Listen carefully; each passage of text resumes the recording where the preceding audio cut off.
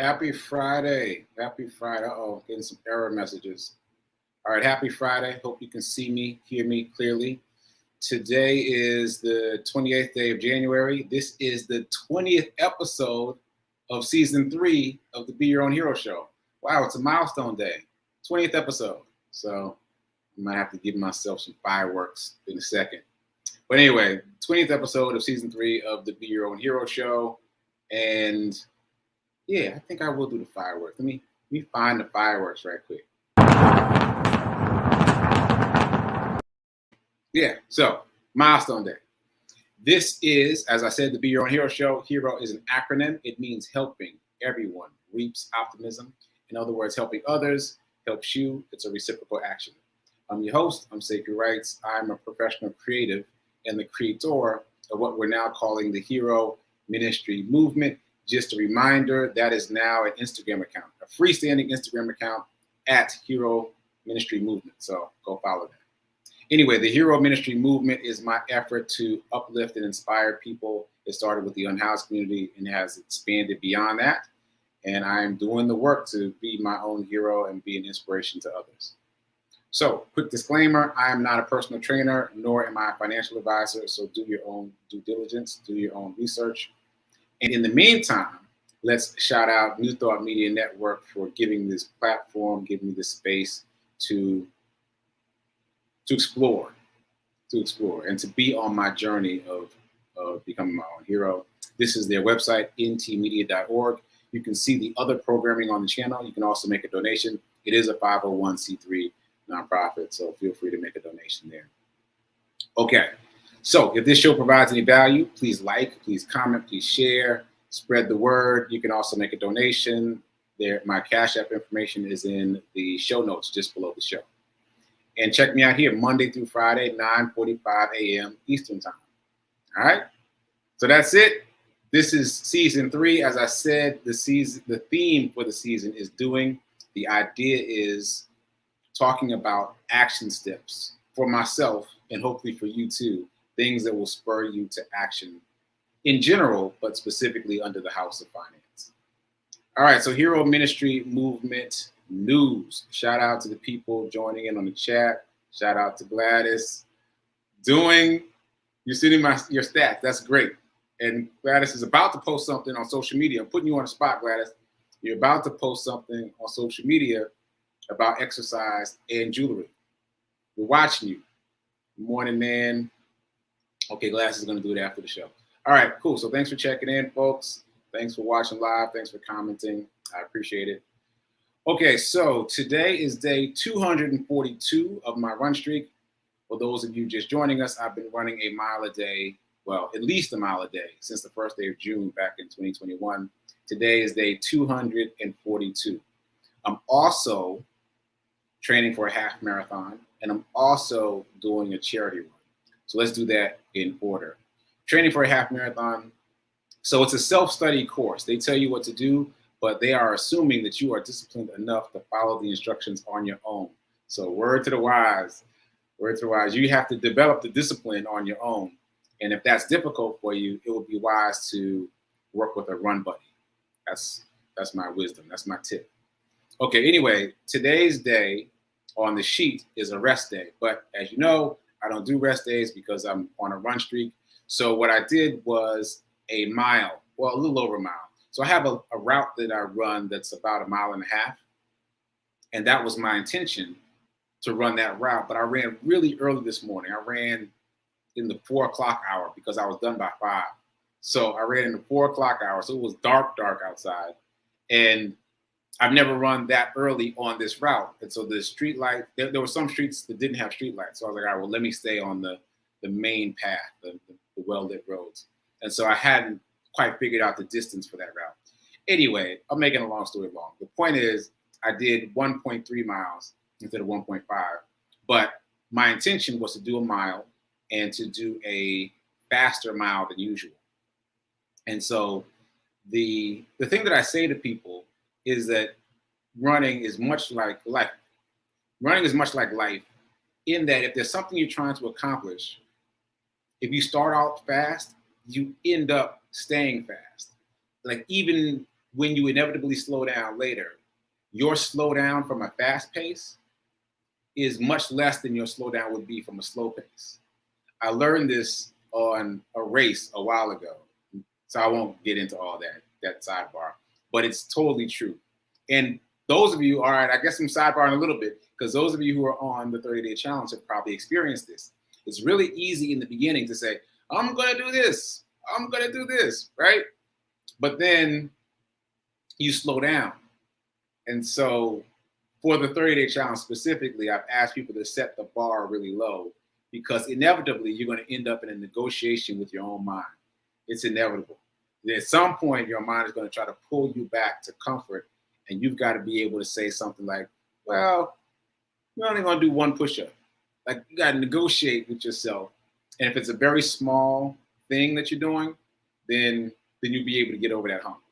All right, so now I'm saying a bunch of different things at once, but I think that was important for the people in the 30-day challenge to hear. Keep at it. Keep at it. If you fall off, get back on the horse. Be gentle with yourself, but urge yourself further. Like, set a new goal. Like, if you did 7 days and you fell off, set a new goal of 8. Like, keep pushing back against yourself. Don't give in to the part of your mind that's trying to keep you comfortable. Don't give in.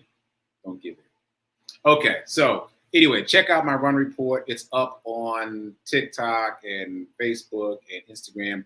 Check it out. It's super dark. I had to turn on the light in the car just so you can see me, but check it out. It's pretty interesting. And that was the marathon training, half marathon training. So circling back to the charity run. So charity run, just a reminder, I am dedicating the next 100 miles of my run streak to raising money for Mr. Charles, who I talked about finding in the snow a couple weeks ago. You can read the whole story on the GoFundMe page. Hopefully, if you're watching this, you've already heard that story. It was pretty impactful for me, and I just want to give back. And I saw, as I was logging on now, I got a notification for a new donation. So very excited. Don't know who it is yet, but shout out to whoever you are that gave me a donation. Please spread the word. Spread the word. Spread the word. Let's see if there's other people in our expanded circle that might be interested in contributing to this cause. Okay, so other news. Oh, I want to talk about envelope challenge a little bit, but no, I don't think it's really anything impactful. The number for today is $3. So if you're on the envelope challenge, but you haven't checked social media yet, the number is $3. We're transferring $3 from our checking into our savings or whatever bucket you have designated. And that's going to come back later in the show today. So remember that. Okay, so morning Zen. So as you know, if you've been watching the show, I've been taking the 30-day mental diet class with Rev Melissa. The class is different every time, even though the book is the same, however that works. It's different because the people are different. It's different because you notice things in the book you didn't notice the first time. And that's what I've noticed, generally speaking, with all of these nonfiction books that I read, that I've been reading recently, I should say. That when I circle back to reread something, I always notice something else that I didn't notice the first time. Something else stands out. So if you've got 30-day mental diet and you've already read it, you can stand to reread it. I promise you something else will jump out at you that will be timely about what you're experiencing right now. All that said, I read today's 30-day mental diet, and it didn't really resonate. It always resonates, but it wasn't enough. I think I mentioned this yesterday. And since Rev Melissa said that sometimes we stay stuck on days, because I'd never thought about that before, that sometimes we can stay stuck on a day because it's written in the way that each new chapter is a day, the, I guess, pressure in my mind is push forward, push forward, push forward. And so ever since she said that a couple of days ago, and for those of you that missed it, she said that sometimes we might need to stay on a day if it's really impactful for us. So I've been a little looser since then. So today I read, I think it's day 22, I'll check in a second, but it didn't really resonate with me. And so I went and I did some other reading that I'll mention in a second.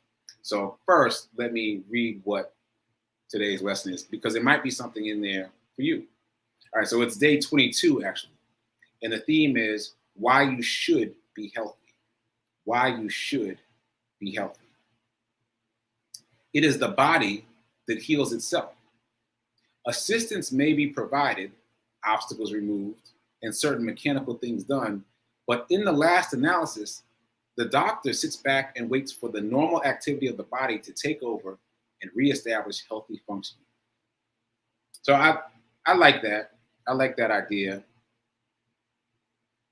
And I'm sure we all have our own examples where the doctor says do this or that, but it's like kind of guiding you in a certain direction. But the body is really responsible for doing what it does, for healing the scar, for doing all the things. Right. So there's that.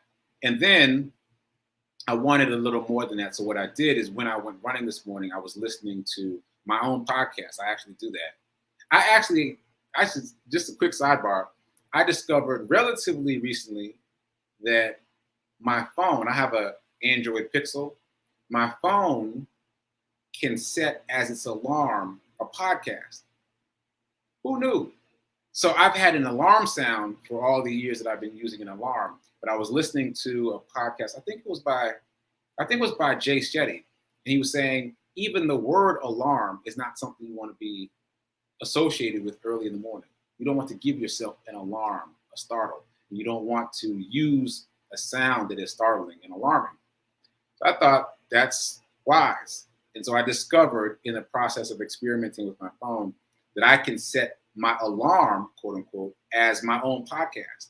So every morning when my alarm goes off, the way it goes off is it just starts playing my podcast. That's it. It's pretty cool. So I wake up to me talking to me about abundance, which is very cool. So I do that every day. Today, I also took it out on the run with me. Like I started the chapter over and I took it out on my run with me. The chapter was chapter 7, gratitude. And this is chapter 7 of the science of getting rich. And essentially, we've talked a lot about gratitude here, but the idea is be grateful for everything, all the small things you take for granted, but also all the negative things, quote unquote, that come into your life, because those things are coming into your life for you. They're not happening to you, they're happening for you. And you've got to look for the deeper meaning. They might be to make you stronger. They might be giving you what you need to answer that bigger prayer you asked for. It might be any number of different things, but if you don't recognize it's for you, and if you don't lean into the idea that these things are for you, then you miss the memo. You don't get the lesson, you don't get the learning, you don't get the growth. So that was a good reminder for me. And also, if you haven't listened to the podcast yet, after I read the chapter, I also do a little commentary, a little talk back. And it's interesting to me that it's like a photo. A photo is a snapshot of time, right? And the podcast is the same for me. So I'm listening to a message that I recorded early pandemic. And it's interesting to see where I was then versus where I am now. And in some cases, there are things that I say back then that I know I need to get back to. So yeah, it was a good experience for me listening to myself while I went running today. So anyway, all that to say, lean into gratitude and check out the podcast. I always get more things out of it, so I'm sure you will too. Okay, so all that said, it's about 10 o'clock. So just a reminder that this show is now a full half hour. We started at 9:45 and we run till 10:15 a.m. Eastern time. Okay, so let's get into some abundance. Here's our quote. I am so happy and grateful to be a multimillionaire in every area of my life. I am so happy and grateful to be a multimillionaire in every area of my life. And just my usual reminder, poor people spend, middle class saves, but the wealthy invests. So if you're spending and you're saving, make sure that you are also investing. It's not optional. All right, so let me check the comments real quick. Looks like Nan just got back from her run walk. We've got so many names for it. Nan calls it a walk, if I pronounce that right, a walk. And Reverend Melissa calls it a walk jog. Anyway, I like all the different names. And yeah, Gladys, it was a really impactful idea for me because we don't think about the word alarm, But as soon as he said that, I was like, yeah, why would you want to alarm yourself early in the morning? So check out your phone, see what the options are. Again, you can set it to play. Well, at least my phone, you can set it to play something in the morning. And the benefit of that, added benefit before I move on, is that it's like a direct line to your subconscious. Like in those early waking moments when you're not fully awake, like you're planting seeds directly into your subconscious. So in my case, I'm planting seeds about abundance and gratitude in those early hours. So be careful about what you set it to, because I've talked to several people who use the news as their alarm. Like the radio news comes on, and those folks are often disturbed about what they're listening to early in the morning. Like, don't do that to yourself. Don't listen to the news early in the morning. Don't let that be what creeps into your subconscious. Okay, so anyway, let's get back to abundance. Let's see. So there were a couple comments in the chat yesterday I wanted to circle back to. So Tim was saying that it was a good reminder to get back on the horse for the 30-day challenge people. And so I talked about that a little bit today. Be gentle with yourself. Don't beat yourself up about falling off, but also challenge yourself a little further. Like almost like punishment. Not quite like punishment because we're being gentle with ourselves, but give yourself a stretch goal after you fall off. Because what's happening is you're in a conversation with your mind about the new you, and you've got to outlast the old you to become the new you. It's going to take some practice. It's going to take some rocking back and forth, kind of like tipping the Coke machine over. You got to rock it back and forth before it finally falls. Trust me, I know from experience. So I wanted to comment on that. Also, a couple folks made comments about trading. Yesterday, I was asking you, the viewing audience, why you think only 5% of traders are successful as traders, and the other 95% are not successful traders. And two of the things you wrote in the chat were that emotions get in the way and that traders trade blindly. And yeah, both of those are true. Emotions do get in the way, significantly so. And sometimes people trade blindly, also because emotions get in the way. Like, oh, this looks good. Oh, I like that stock. And so I'm fascinated by the fact that there's this career that we've heard fairly little about. I mean, I haven't heard that much about stock trading out there in the world. Like I've seen it, obviously, but there hasn't been, in my experience, a lot of information given about that particular career path. So it's fascinating to me that now that I'm searching for it, that everything that I'm finding about it is about mindset. I was listening to some podcasts yesterday about different traders, and they were talking about biofeedback machines, meditation, like hikes, kayaking, all the things that they do to get themselves grounded. They were talking about never trading when they're triggered by anything emotionally. I mean, let's just pause right there. How often have we done something that we shouldn't have done when we were triggered by something emotionally, and that emotion carried over to what we were doing? Come on now. I know I'm not the only one. And you know it bleeds over. Even if the thing you're doing has nothing to do with your emotion, it bleeds over. So the idea that there's this career where in order to be successful, you have to wean yourself off of your own mental mistakes is fascinating. So I say mental mistakes as a shorthand of cognitive bias. We talked about that yesterday. Cognitive bias is the habit of making mental errors, like thinking about something wrongly over and over again because you haven't corrected it. That's fascinating to me that this career is built around, well, success in this career is built around overcoming your own cognitive bias. And yesterday we talked about outcome bias, one of the many cognitive biases that come up in trading. And outcome bias, just a reminder, is judging the outcome of what happened and not considering the state that you made the decision in. So that sounded confusing. So let me clarify. If you make a choice to eat ice cream, let's just say, eat ice cream, and then later you don't feel well, right? So outcome bias is you focusing on the fact that you don't feel well and thinking, oh, I never should have done this, but not thinking about the state of mind you were in when you made the decision. Like maybe you were having a bad day. Maybe it was comfort food. Like this is a very bad example, but you get my point. The point is that you've got to consider the state of mind that you were in when you made the decision, regardless of what the outcome was. The outcome is not what you wanted. Yeah, that's too bad. But you made your choice to do the thing. In this case, make the trade with your eyes open. So I guess I should just use trading as an example. So the trade doesn't go your way, you lose money, and you start to doubt. Just doubt, period.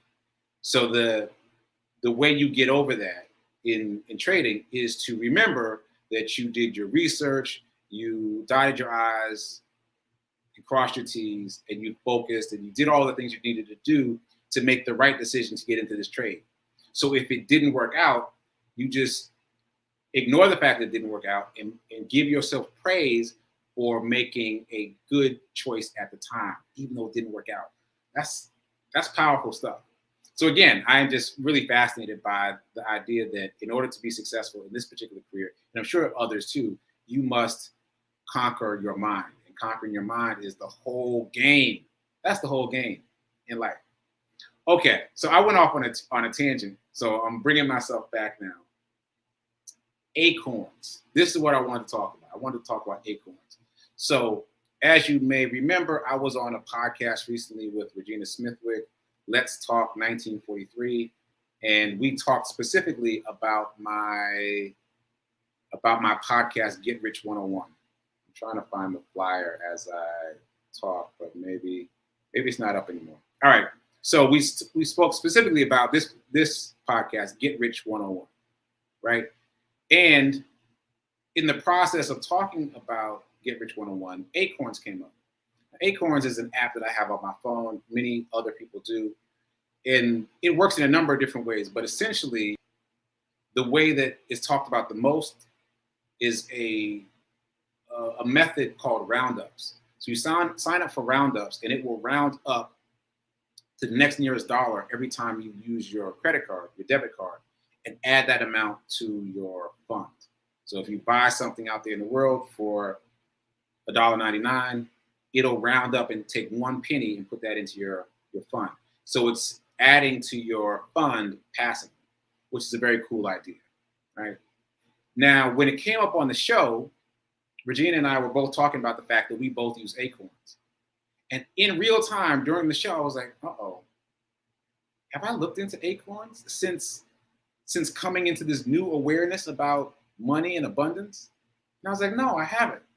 And as you know, if you've been watching the show, I've been saying that the things that we are most familiar with are the things that we need to question, because a lot of the information we get about money and finance is literally incorrect. So it took me a while. Matter of fact, it took a text I got from a friend yesterday. She was texting me about Acorns, and I was like, okay, there's my nudge. Let me go look at Acorns. So I did that last night and this morning. And here's the catch. The catch is really simple. With a lot of mutual funds, there are two issues. Number one, you can't really decide where the money goes. You can decide between aggressive, moderate, and low risk, but you let them do whatever those designations mean. But you can't say, hey, I want you to put the money in the S&P 500. Hey, I want you to buy growth stocks. Like, you don't have the power to spend your money the way you want. And it's set up that way for, there's my alarm, set up that way for folks that don't know that much about money. And I was one of those people. I used Acorns. It was the only thing that I was using at the time. And I think I put my setting on aggressive. And that's it. You put it on aggressive and you forget about it. You just keep spending money out in the world, and it keeps dribbling and drabbling. It keeps sending money over. I was trying to say drips and drabs. Anyway, it keeps sending money over, right? So I looked at it, and that's the first issue. Once you understand where you should put your money, where it will serve you better, you don't have that option within Acorn.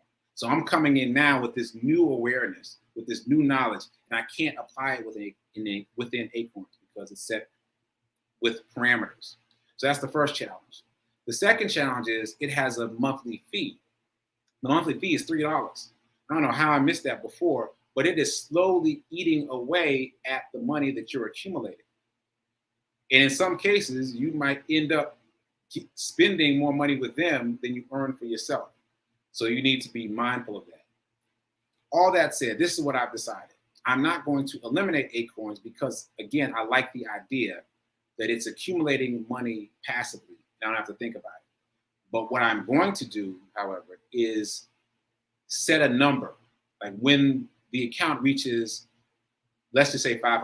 When the account reaches $500, I'm going to take the money out and then go buy an index fund in the stock market over there on TD Ameritrade or one of my other brokerage accounts.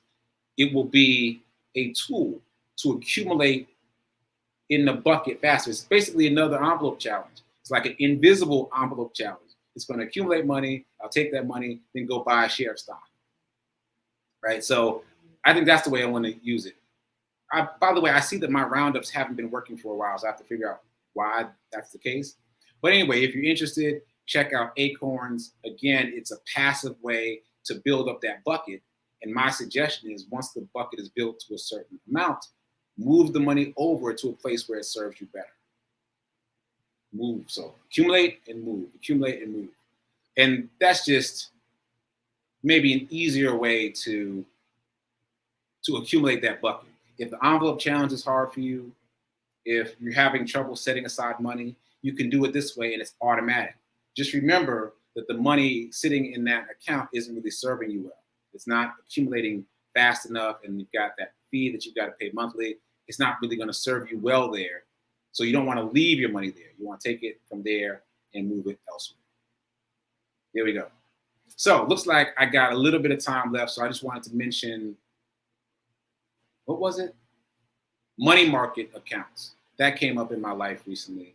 And I was like, yeah, that's another thing that I just took for granted and never thought about. So let me look at it. So money market accounts, as far as I can tell, are very similar to savings accounts. I mean, so there is not much advantage to moving money from a savings account to a money market account. There is a slight increase in interest, but it's very slight. So I think on average, you get about 0.06% in a savings account on average. And on average, you get about 0.07% in a money market account. And obviously it varies. And sometimes they do these introductory things where like, 1 or 2 or 3% for 3 months. And then it drops down to 0.07 or 0.25 or something really low. So be very careful when you're checking out money market accounts. Again, this is not a place for you to leave money long-term.